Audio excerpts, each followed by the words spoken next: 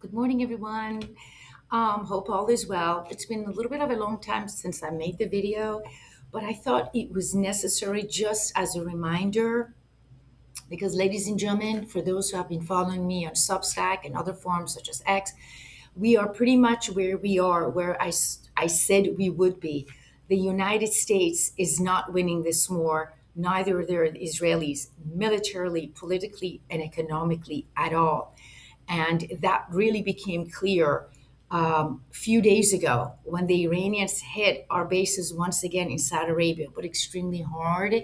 But today, ladies and gentlemen, I'm just going to talk about Saudi Arabia for about 4 or 5 minutes or so, and then briefly Jordan and Bahrain. Because, ladies and gentlemen, these three, what I like to call the Holy Triangle Trinity, if these three fall, which I think they will, the American foreign policy will be permanently altered.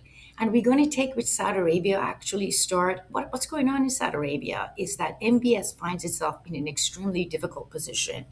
And by that I mean is that very much like Jordan, very much like Bahrain, a king or a leader certainly has a responsibility to his tribes. And one cannot forget that Saudi Arabia is a tribal country. And so, under the arrangements of these Arabian societies, is that the king would get support from the tribal leaders. In return, the king would provide economic, military, and social support. And MBS, very much like Jordan and very much like Bahrain, has not been able to do that. But in the case of MBS, it's much more severe because it is not just where our military bases are, it is the fact that how MBS got to power, which was through a bloody coup with the help of the United States and later on we found out with the Israeli security officers. MBS finds itself today where not only the tribes have risen up against him, but so have the clergy class. So in the case of Saudi Arabia, certainly there are two groups that always support the monarch. It's the tribes and it's the clergy. So in the case of the tribes, MBS is not being supported any longer, it would appear. The tribes in the north and the central, particularly the Hawitat and Chamar, have pretty much closed the borders with Jordan, very much like the tribes of Hawitat and Bani Hassan had done in Jordan. What you have is a scenario in which the goods are not going through any of the borders. So the land bridge, which connects Saudi Arabia to Jordan and eventually to Israel, it's completely blocked by these tribes. Now the problem for MBS is that it could send the army, which is the Saudi Arabian National Army. The problem with the Saudi Arabian National Army is that it's completely based on tribes. And so their loyalty is first to the tribes. So his other options are the regular army, which is smaller, but they're occupied someplace else, and his own royal guards. His royal guards are largely made of a certain elite group that's loyalty to him. So what did MBS try to do is trying to get his own personal guards, but that is not moving very well at all. So now you have the tribes saying you need to go. So much so that about a week ago, the tribes got together and demanded the return to Mohammed bin Nayef, MBN style, when the House of Saud, the monarch, whomever he was, would listen to the tribes and would protect the protection. What the tribes are telling MBS is that the protection is gone and he is no longer representing Saudi Arabia. That became extremely clear when yesterday, or I should say 2 days ago, the President of the United States made that incredible comment that basically said, MBS is kissing my Aunt Fanny, although he used a different word. And so the tribes were extremely angry. They're saying, you have humiliated us, you have threatened our society by allowing the bombs to come through. So those tribes are absolutely going, enough is enough. And what's important, because the North and the Central have literally blocked the border. The West which is Mecca, Medina, and Jeddah, they have their own concerns because obviously the clergy class is not so thrilled about the westernization. And you have the South, But the South have made separate deals with the Houthis. So you have all these tribes saying, oh, I'm not getting involved. And so you have another layer for MBS, and that's the theological layer. Remember, when MBS took over, he decided to westernize the country at any cost. The problem with that is that MBS finds himself, looking at Jeddah, right, as hey, the be all, the end of all of Saudi Arabia, but get out of certain parts of Saudi Arabia. And these are non-urbanized and extremely conservative. So now you have the clergy class saying, this is ridiculous. You're bringing nightlife 80 miles from Mecca, the holiest of holies. You have not protected the society from the bombs that are coming from Iran. And ironically, they're not blaming Iran as much as they're blaming MBS and his relationship with the Israelis. They're saying you're only protecting the American bases. And that's important, ladies and gentlemen, because the tribes have said enough is enough and they are uniting. Last week, the leader of the 7-member council basically said to MBS, it's done, right? You're not providing for us. So the MBS is trying to use the military. But again, it's not working. So what some tribes have done actually, they have began to work with the Iranians in some ways. And by that I mean 2 days ago when the Iranians hit the eastern part of Saudi Arabia, where the oil fields are and where our bases are, the Iranians were able to do massive damage. Now, that is not a surprise because we are running out of missiles along with the Israelis. They're getting more precise.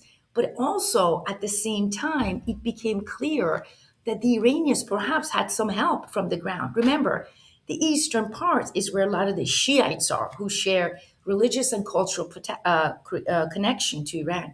So now MBS finds himself in that scenario that the tribes are against him, that there's no money coming in, that the protection is no longer there. And all the tribes that he abused and pushed have united against him. What does that mean? That basically means, ladies and gentlemen, if the attack is any indication, I don't think MBS will stay much longer. Maybe a month, maybe a little bit sooner. But that's important because what happens to MBS is also similar to what happened to King Abdullah of Jordan. As we said before in the case of King Abdullah, the tribes have united against him. They have closed all the borders, which means not only Americans are not getting any other supplies, but Israel is also completely landlocked. And by the way, that's one of the reasons it's doing horribly in the war, despite the Israeli media not showing it. They're not doing well at all because no goods are coming through. So about a few days ago, the Royal National Guard was sent by King Abdullah to break away the tribal army. So when they got there, they had a problem because you had all the tribes standing there and a lot of the women. And so they were like, oh no, we're not doing this. So what you have now is King Abdullah has realized they're openly calling for his half brother Hamza, Prince Hamza, to take over. They're openly calling for his uncle, Prince Muhammad, to take Hassan to take over from the Beni Hassan tribe. So he finds himself in a similar situation, if not worse, perhaps in some ways. And then you have Bahrain. Bahrain, ladies and gentlemen, I think it's pretty much gone. You have protesters every day, particularly after one of the, and who happens to be Shiite, one of the so called, if you like to call him a freedom fighter, or one of the protesters was killed in prison. So it would appear that all three, Bahrain, Jordan, and Saudi Arabia, are not going to stay with the same leadership. Now, given the fact that the United States is not winning this war, right? We're not winning this war militarily. We have certainly lost it politically and financially. If these three go, if it began to go one by one, I think it would really force the US just to get out much sooner than it expected. By the way, ladies and gentlemen, here's a side note. The president of the United States comes up and says, I'm going to send 3,000, soldiers to take over. And these are the best of the best. But it would behoove the president to remember, when you have all those American personnel in Bahrain and they are protesting around Bahrain every day and they're circulating the military, you have to be very careful about that because these are 70% Shiites and some Sunnis who have had it with the United States. And so you may see a scenario if you attack Iran with those 3,000 individuals. Not only those 3,000 individuals will be dealt with very brutally, but our soldiers or our personnel in Bahrain would also be dealt with by the Bahrain population brutally. There are scenarios in which you can see the Bahraini population, particularly Shiites who have Iranian operatives there, go in, literally go at the border, go into the where the American bases are, and attack, in which the US may find itself either shooting the local population or fleeing for its life. It is not out of the mind to assume you could have that scenario. And imagine if that would happen. So, by the way, I'm dealing with that on a separate article that's going to come up tomorrow. So keep an eye out for that for Substack. Thank you so much for listening. And please don't forget to sign up. Take care.